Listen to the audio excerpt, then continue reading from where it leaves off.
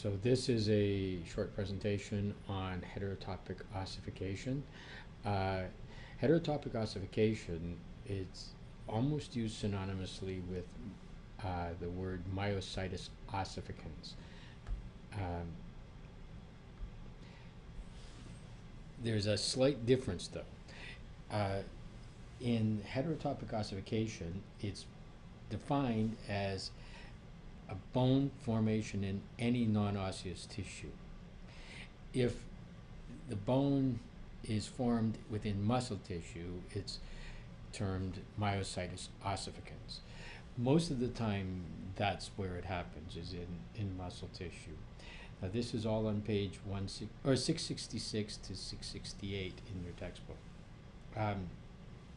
It's a benign condition, and it usually is self-limiting. And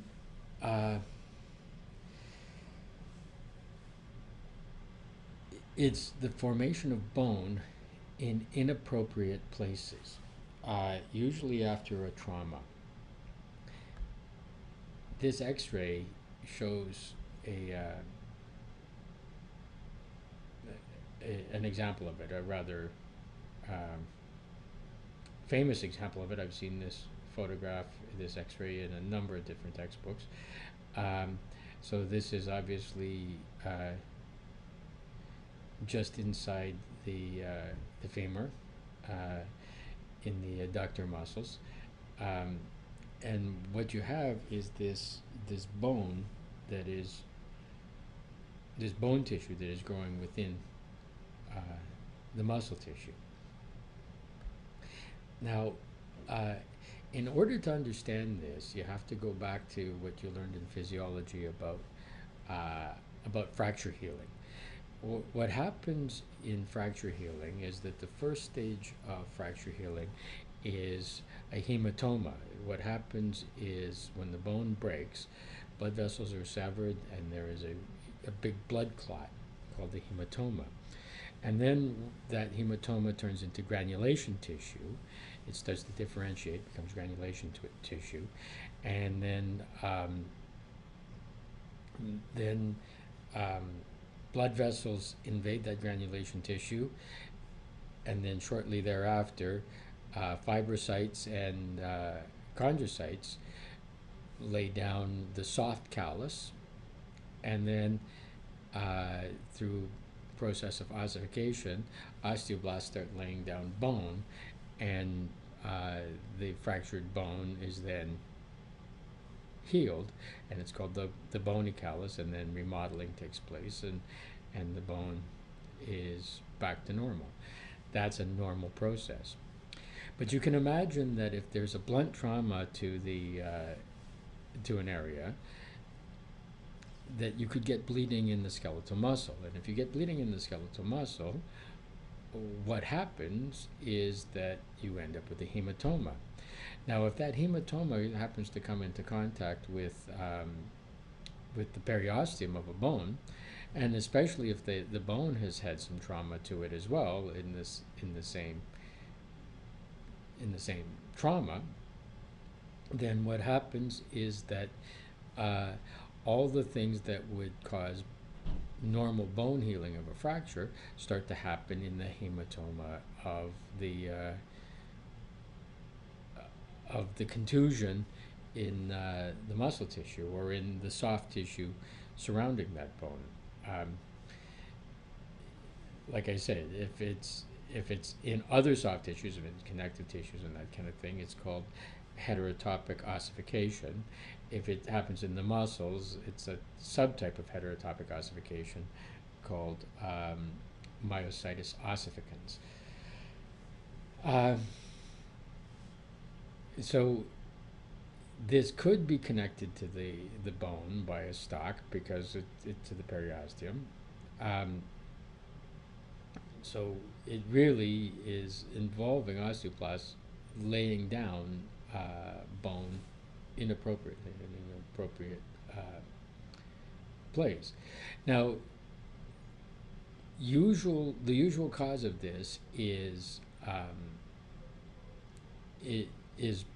trauma, especially a blunt force trauma, like some sort of a bruising, contusion sort of a trauma. But it can happen post-surgically. It, it can happen because of neurological issues. You can read there. It often comes associated with Paget's disease, just because Paget's disease has this abnormal proliferation of osteoblasts in response to the osteoclastic thing, and the periosteum is really damaged, and that so if there's blunt trauma over the spot of where the Paget's is found, then it often is associated that way. It says in your book that that rheumatoid arthritis may lead to it as well. And again, it's probably from inflammation and periosteal damage and releasing the osteoblast from the periosteum. So what do these people feel?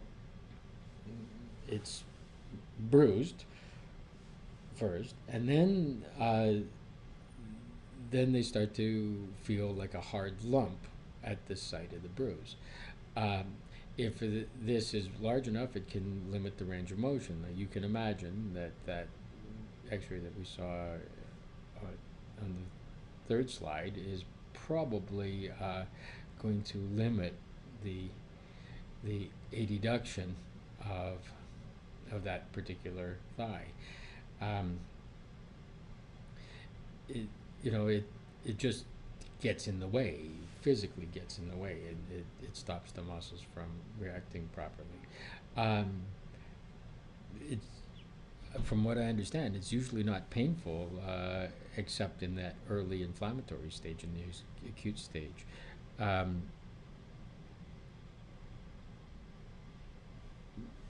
Yeah, it's useful to think of this the same way that you think of fractures, in that acute inflammatory stage, when there's damage in the hematoma, there's quite a bit of pain.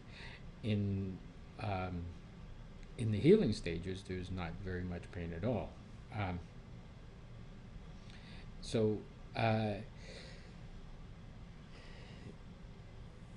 One of the big places where this is starting to come into some sort of prominence is trauma injuries to soldiers, roadside bombs. A lot of what's happening now is, in the past, in military things, there were a lot of projectile weapons and lots of that kind of thing, and people were killed. Now it's a lot of concussive injuries happen, like guys that are in armored vehicles that get blown up end up with some sort of bruising, concussive sort of injuries, and so these things are being seen there. A lot of times what happens is it happens in where limbs have been amputated in the remaining part of the limb, because whatever crushing injury caused the necessity for limb amputation probably spreads, and so the remaining limb can get this myositis ossificans. What you try and do is, at the beginning of the injury, you try and isolate the injury, you prevent excessive bleeding. You don't want to use those muscles too much if there's bleeding in the muscle. After the acute stage, after there's some healing, then stretching and range of motion work is possible. If these things get big enough, it may necessitate surgical removal. One of the problems with surgical removal is that it can create scar tissue. It actually can cause more of this to happen if they don't get it all, and because there's a certain amount of bleeding happens surgically. So it's kind of, who knows what the appropriate thing to do is. If left on its own, because there is very little stress placed on it, they should, especially the small ones, completely reabsorb. They'll disappear over time.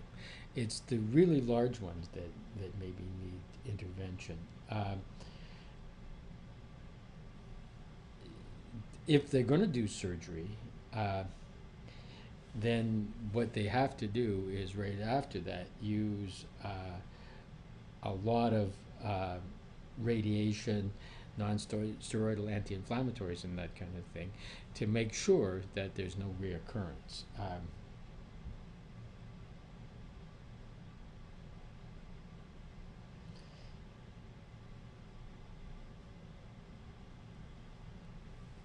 The biggest um, complication of this would be if this bar of bone bridges a joint and ends up causing ankylosis.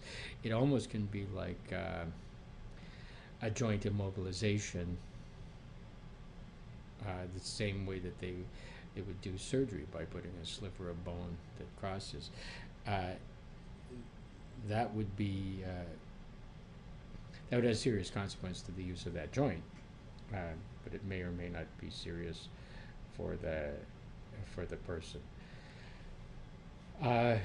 It's a local contraindication to massage uh, because what can happen is, especially in the early stages, you can spread it and make it larger by causing inflammation around the edges of